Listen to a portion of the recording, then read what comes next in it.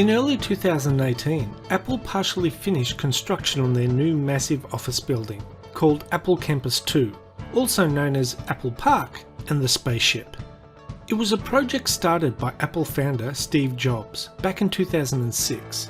Jobs presented his plan for Apple Park to Cupertino City Council in 2011, months before he passed away. As Hewlett-Packard has been shrinking lately, they decided to sell that property and we bought it. And we've come up with a design that puts 12,000 people in one building. Cupertino approved it in October 2013 and construction started in late 2013.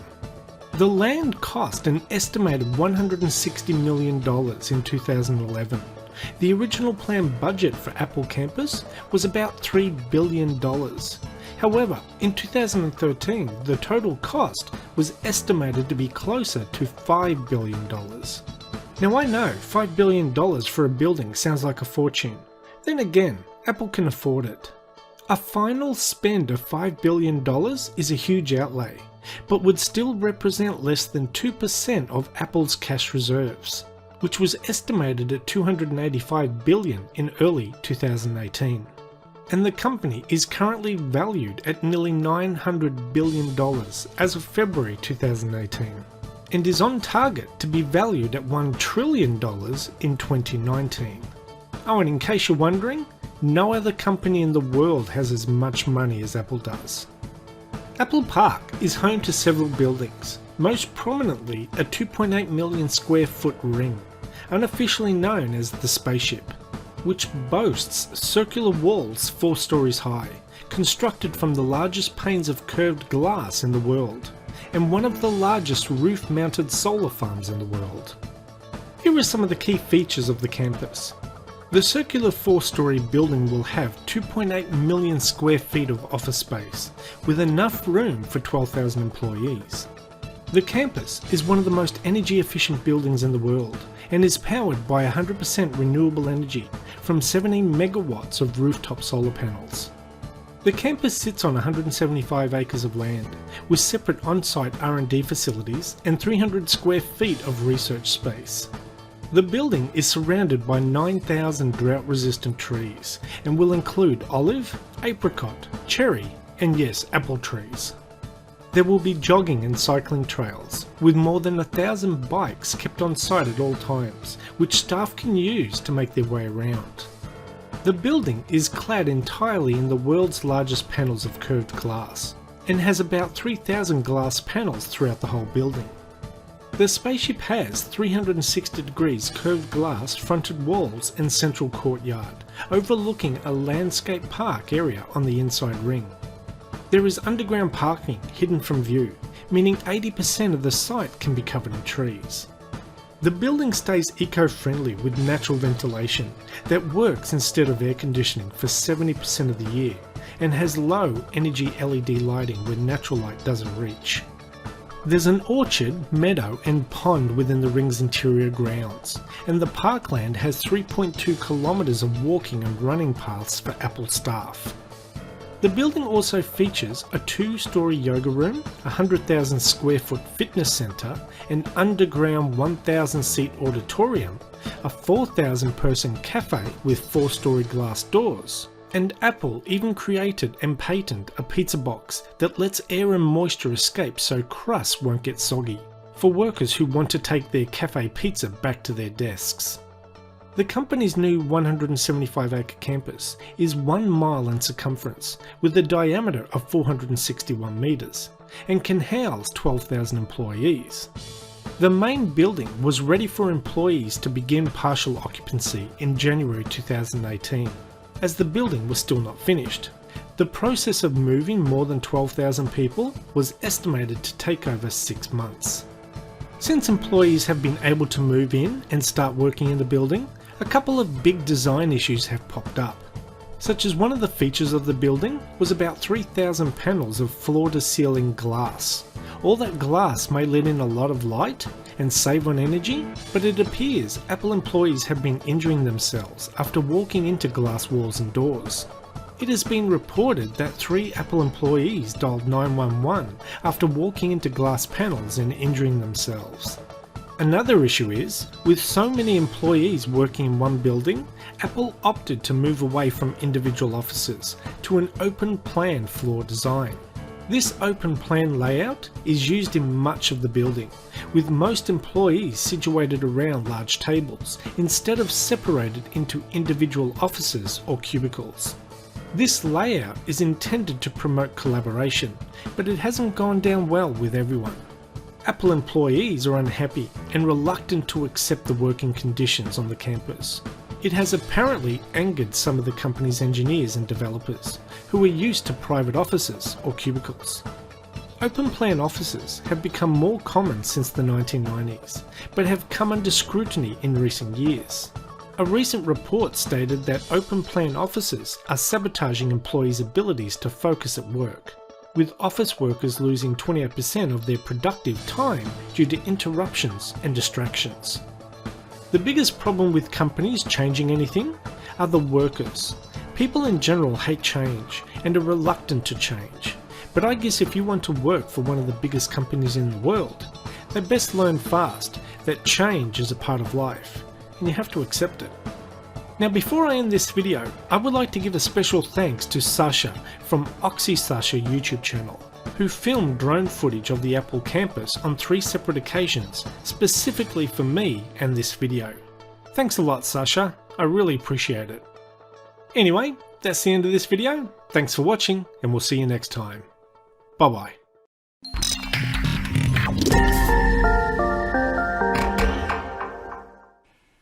Hello and welcome to another property news update. Here are the stories that Kieran, Clair and I will be talking about today. Tiny house from outer space. Oh, wait till you see this one.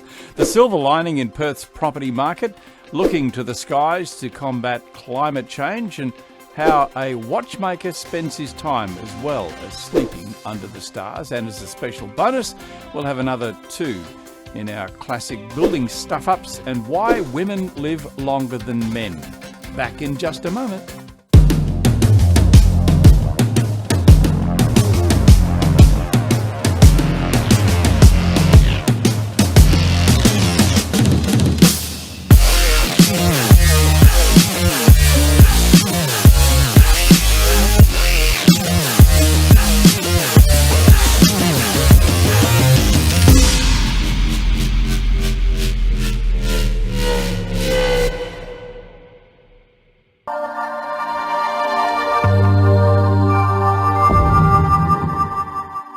Hello once again to Kieran, Clair from Bricks and Mortar Media. Hello there, Kieran.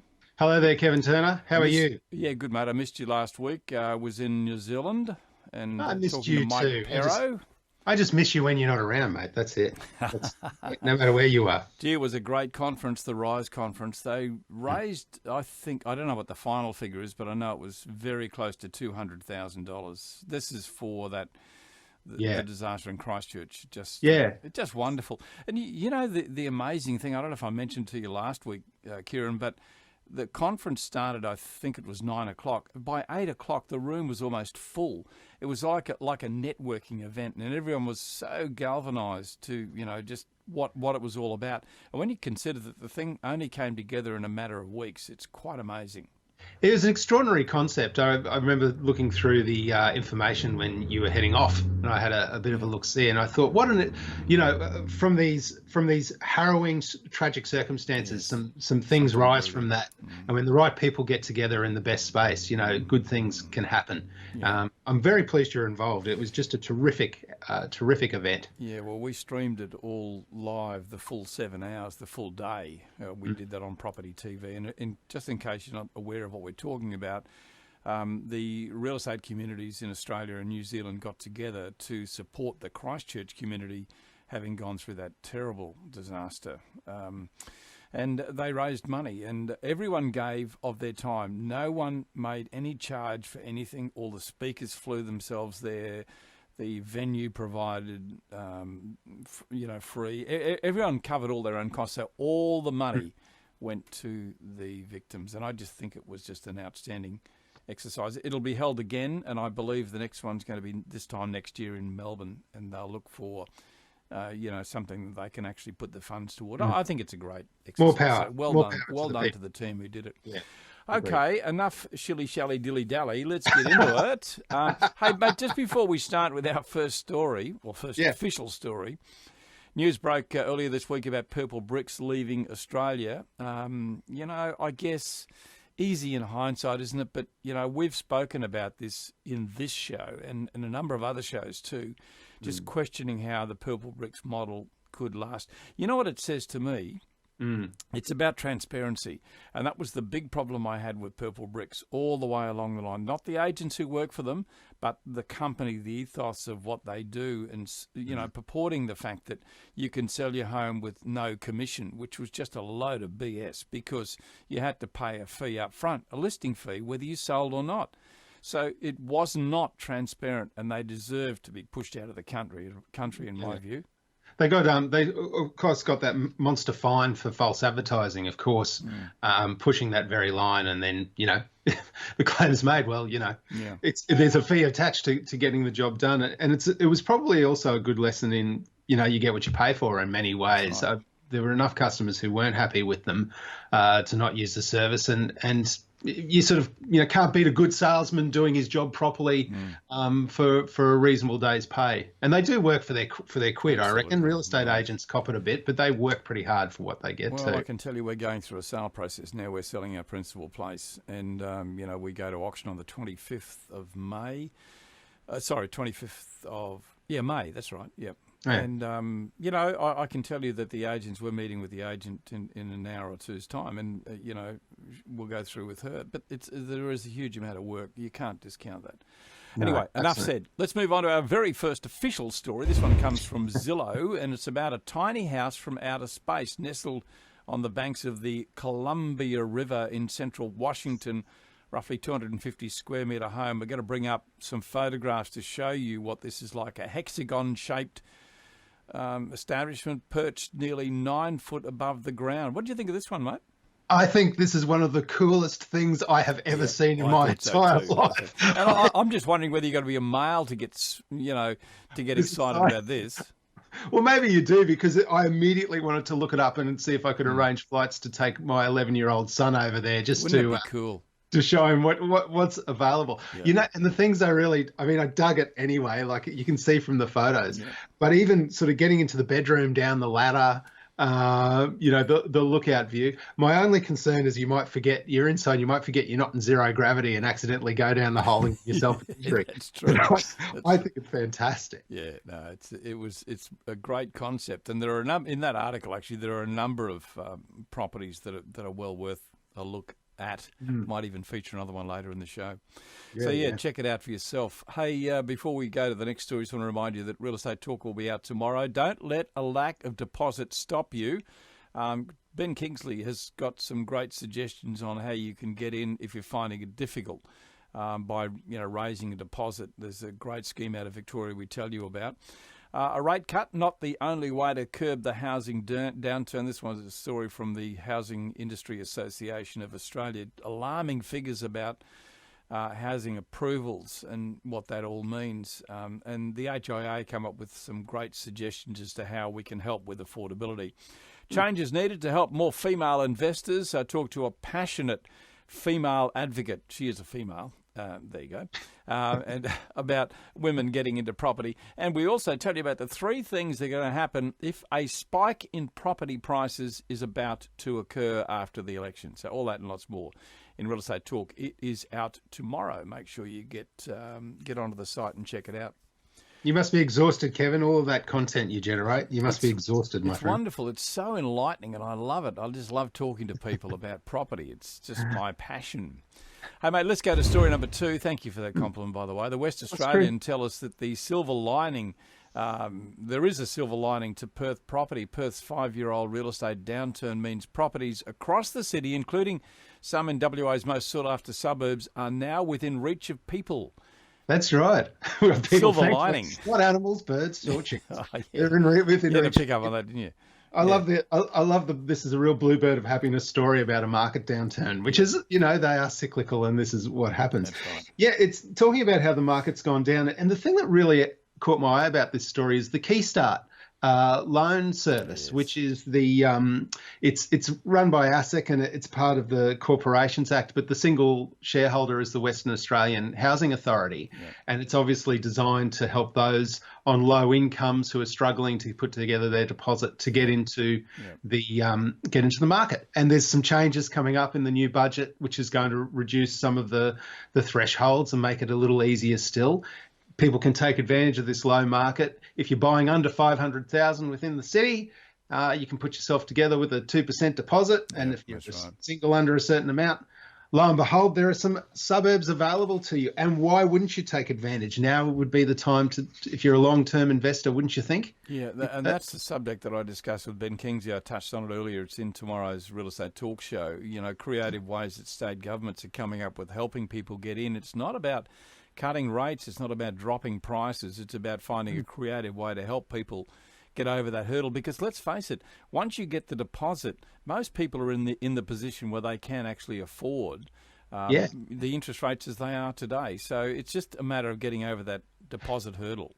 And this is set, you know, the rates that this Key Start program does is at a market variable rate. So it's not like charity. That's right. No, you got to pay it back. You've got to come up with the money. You've got to pay it back. But it's just making life a little bit easier. And, you know, in a way, Kevin, as we think about it, a bit of a reaction to how tight the lending criteria has got in the commercial market, you know, where people who have every ability to be able to service a loan can't get in because of some stricter rules. You know, the government's sort of saying, let's make it a bit easier for people to get their foot on the ladder. And why not? If you can get into Perth, one example, 2-bedroom, 1-bathroom townhouse in Perth for $450,000, what a great starter property for someone. That's exactly right. And I think too, Ben makes the point tomorrow in the Real Estate Talk Show that you've got to lower your expectations. You know, you've got to go for what you can afford. He gives some really good advice in that chat that I have with him tomorrow. And the scheme in Victoria, I don't know how it probably is very similar to what's happening in WA, but the government almost, you know, they're taking a punt, helping people get into a property. The deposit has to then be repaid. But if property values continue to rise, then they enjoy the benefit of that as well. So I think it's a win-win, really. It's a great idea. Yeah, there have been in the history of the world some government schemes that probably haven't worked out as well as others, you know, with shared equity and things like that. But certainly this one struck me as they're not doing anything more than relaxing some rules for people to make it easier to get them on the path, and then, you know, they've got to take it from there. I think it's let's face it, if you're going to partner with someone, you're better off partnering with the government or someone you can trust like that. Yeah. So, full marks to them all, I think. Yeah.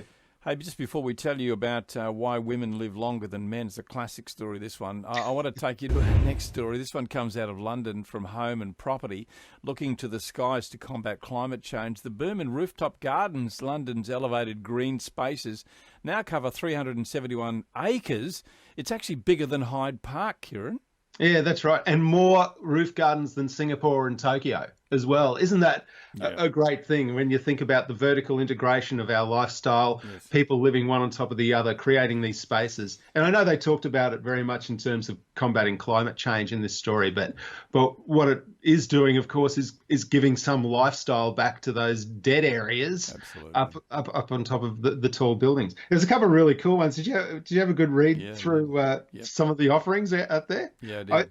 I'll tell you about the two I liked quite a bit. The Barrett's London's Fulham Riverside, which has got a heap of plants and trees, the 10-foot waterfall. And if you're a fan of Willy Wonka, it's a great way to mix chocolate. And atop the Battersea Roof Gardens, 1,200-foot long garden with trees and gardens, etc., sun lawn, and hedgerows. I finally found out what a hedgerow was after being a fan of Led Zeppelin's Stairway to Heaven since the 1970s. I didn't read that one. What was it?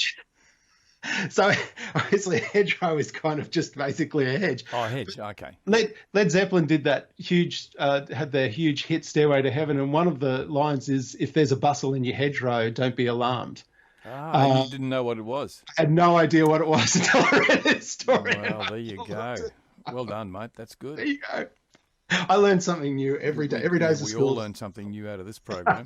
Hey, before we go to a break, I want you to have a look at this. Why women live longer than men. What sort of an idiot would do this? Getting up on a roof, on a stepladder. I wonder how that... Is that trick photography, do you reckon? No. Is that for real? What? You know why? And I can fully see myself having done that at some stage. You're kidding me. Is that right? I'm not saying I have, but the path of least resistance, I could just see myself standing there going, "Oh, I've got to reach this thing. What have I got? This we'll be right." Wouldn't you bring it down to do it? Do you think? Oh yeah, sensible people would, Kevin. Yeah. I'm not giving anything away to say that sometimes you know what I would do in a situation like that? I'd call an antenna man. Yeah. Someone who knew what he was doing, I think. Wouldn't you? Well, I would, yeah. Well, I hope you live through that. Or deck chair with helium balloons floating away. There was a movie. What was that movie? It was Australian, I'm sure, wasn't it? Didn't he have a deck chair, that one? What is it called? I think it was Danny Deck Chair or something like that. That's the one. In his backyard, he put a whole heap of helium balloons on a seat and floated away. Yeah, that's right. Great movie. I just think that's smart thinking. That's just clever thinking by men there. Yeah, but he didn't think about how he's going to come down, did he? Deal with the consequences later. Just get things going. Okay. Yeah. All right. Well, on that break, we're going to take. On that note, we'll take a very quick break. We'll come back in just a moment. I want to tell you about how a watchmaker spends his time and where he does it. Back in just a moment.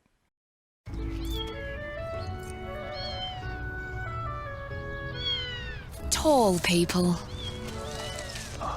constantly making the world a better place. There you go. And how does the world reward you?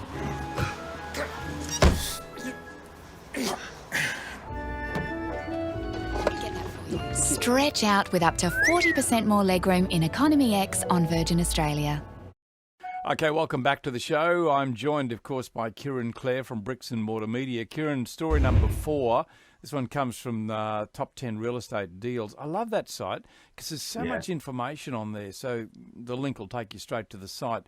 But purchased in the early 1980s by the Tag Heuer, I think they're called, but it's just the Tag Group. As a corporate retreat, this 3,500-acre ranch with 2 ocean-facing Spanish-style villas is for sale, priced at $110 million. And why wouldn't you? El Rancho Tiagas on Santa Barbara's Gaviota coast. I knew I'd mess one part of it up, but anyway, there you go, on the Pacific Coast. Developed by Spain's King Carlos III, and part of it was owned by John Travolta at some stage. He owned a part, not the part we can see, I don't think. It was an adjacent part that they amalgamated into it, wasn't it? Correct. So there you go. There's all sorts of celebrity around this. I just love the idea that Tag had a space for harried executives to go and relax. Well, obviously, not much pressure because they weren't using it.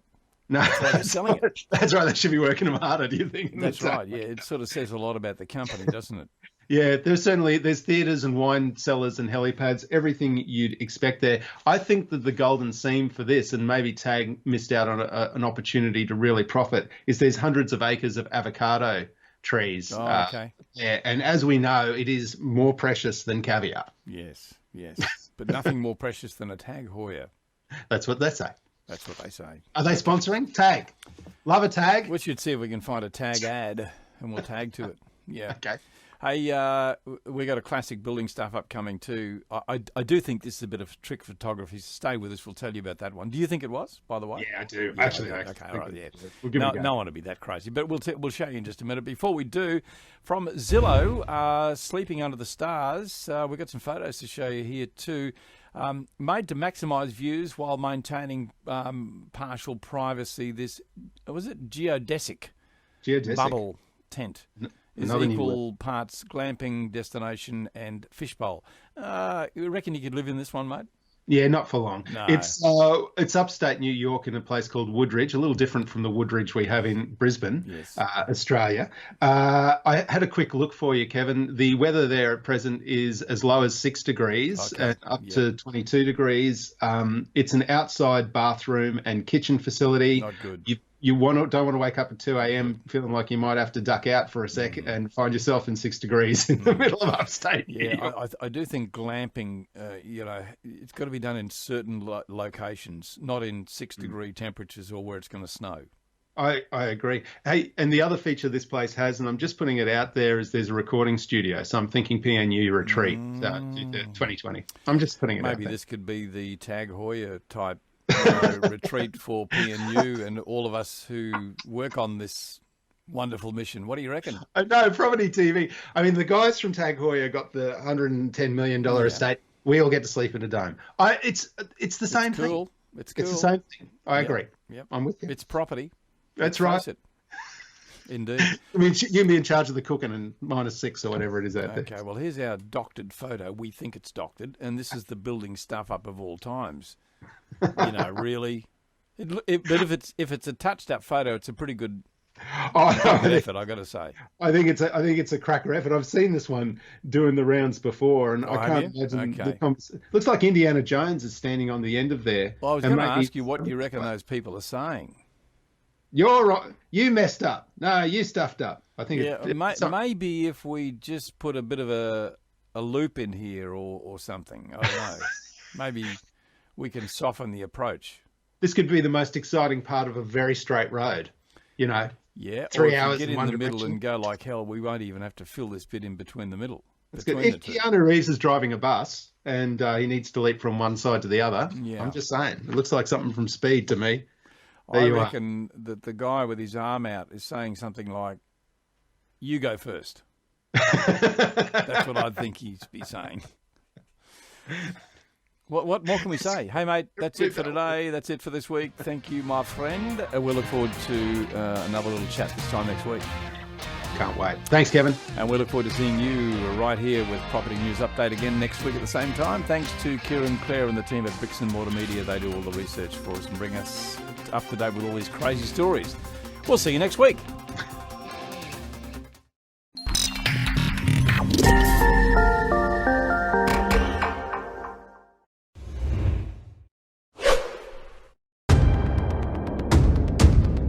Billed as the fastest way to cross the surface of the Earth, Hyperloop represents the greatest leap in transport infrastructure for generations.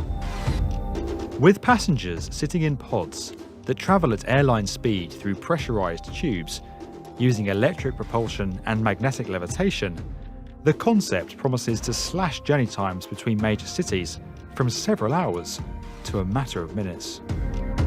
Whilst it may feel like science fiction, Hyperloop is now on the cusp of becoming a reality. This is the story behind the concept that's about to revolutionize our world.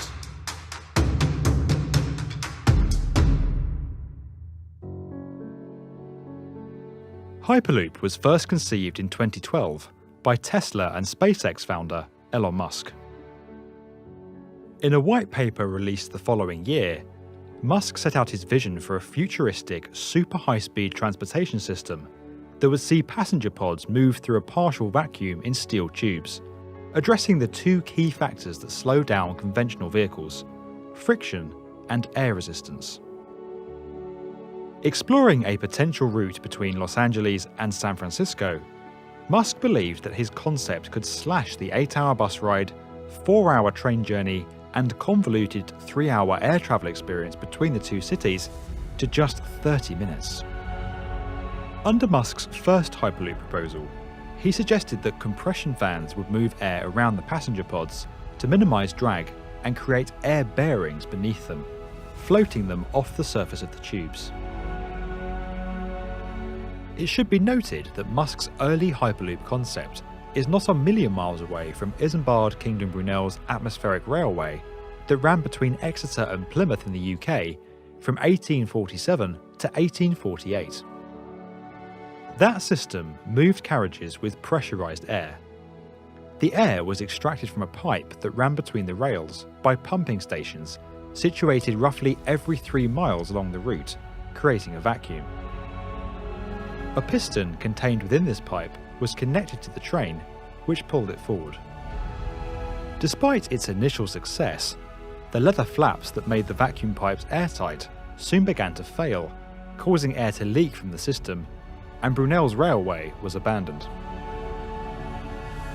With an estimated price tag close to $6 billion, Musk's first Hyperloop concept never came to fruition. But the impressive idea and potential to link cities in such a direct way sparked intense interest. From inception, Musk had always stated that the concept of Hyperloop would be open source, and he actively encouraged others to come together and develop the necessary technology independently from his involvement. This led to the formation of several startups and student teams developing various aspects of Hyperloop technology with varying degrees of success. Now, several fully fledged companies are making significant strides to bring Hyperloop systems into reality. Hyperloop Transportation Technologies, or HTT, are making aggressive advancements and recently constructed a full-scale test track in France. But the clear leaders of the pack in the current standings are Virgin Hyperloop One.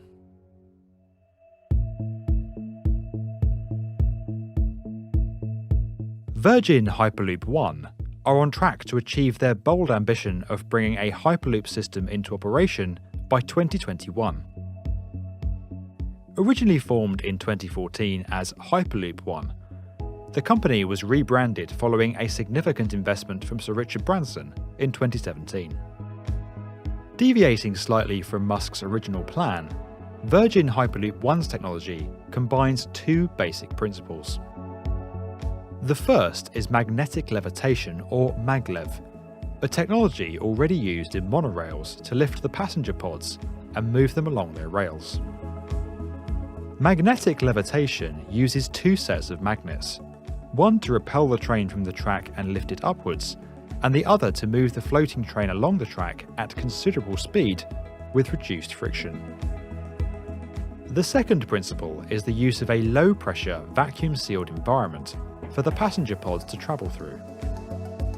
By removing most of the air from the tubes and having no contact with the ground, the pods face little to no resistance as they move.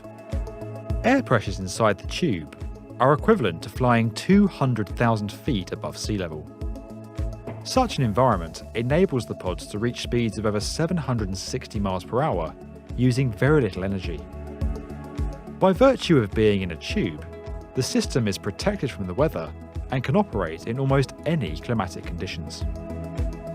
Virgin Hyperloop One's system is controlled by advanced software that ensures acceleration and deceleration occur gradually, going relatively unnoticed by those travelling inside. Having built a 500-metre track in the Nevada desert, Virgin Hyperloop One have carried out several tests, focusing on individual aspects of the system, and a complete full-scale systems test in May 2017. The propulsion, braking, levitation and vacuum systems are all performing well, and the team have achieved a top speed of over 240 miles per hour to date.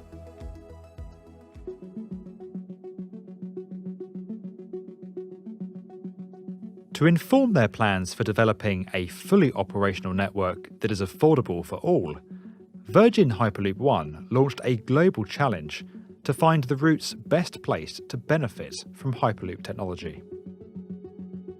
With over 2,600 entries, the field was reduced to just 35 potential locations, with each entry enjoying strong support from governments and urban planners.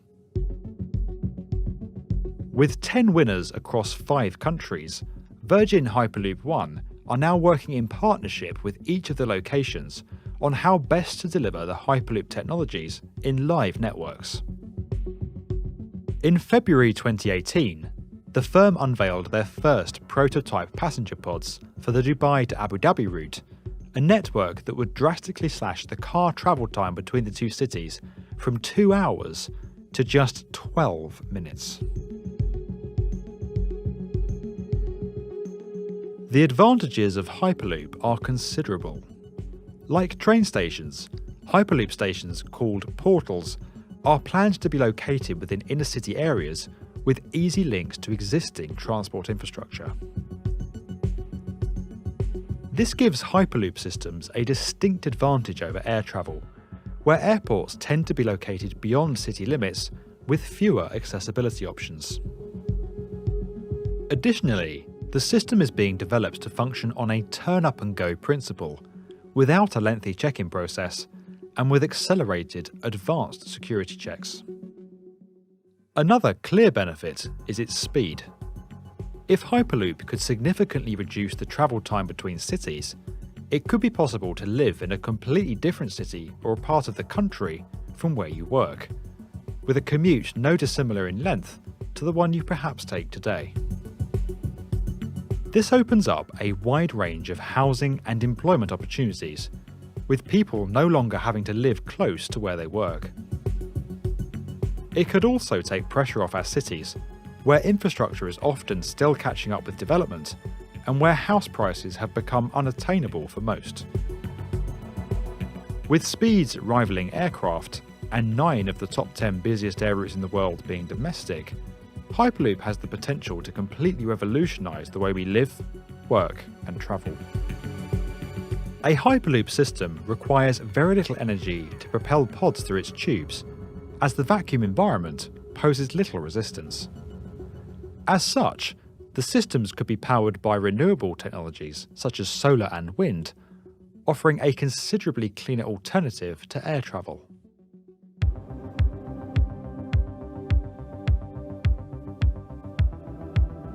When you consider the prospect of people being propelled in tubes across the Earth's surface at near supersonic speeds, there are a number of questions that instinctively jump to mind. Perhaps the first is the impact of a potential break or breach in one of the tubes, possibly as the result of an earthquake or external impact. Virgin Hyperloop One explained that they have addressed this by constructing thick steel tubes that are extremely difficult to puncture or break. Additionally, the tubes are engineered to withstand changes in pressure and air leaks while maintaining their structural integrity. Theoretically, a sudden influx of air into one of the tubes would simply slow the pods down due to the increased air resistance. The pods could then be directed to the next portal via an auxiliary power boost.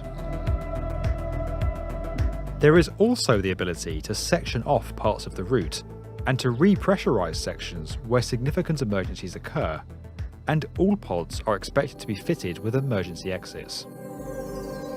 Externally, Hyperloop systems will largely travel on elevated, seismically designed pylons that are able to move and flex independently of one another, minimising damage in the event of a major ground shift. Sensors along the route would instantly report issues to the system's control centre. In answering the natural safety concerns raised, Virgin Hyperloop One also point out that millions of people already travel at high speeds in metal tubes every time they take a flight, and that numerous concerns surrounded the use of jet aircraft when that mode of transportation first came to prevalence. While the idea of Hyperloop may seem far-fetched, when you consider the industrial progress made in the past 200 years, the current rate of technology adoption in our societies, and the significant advances being made by Hyperloop companies around the world, this incredible new transportation system looks set to become part of our everyday lives in the very near future. If you enjoyed this video and would like to get more from the definitive video channel for construction, subscribe to the B1M.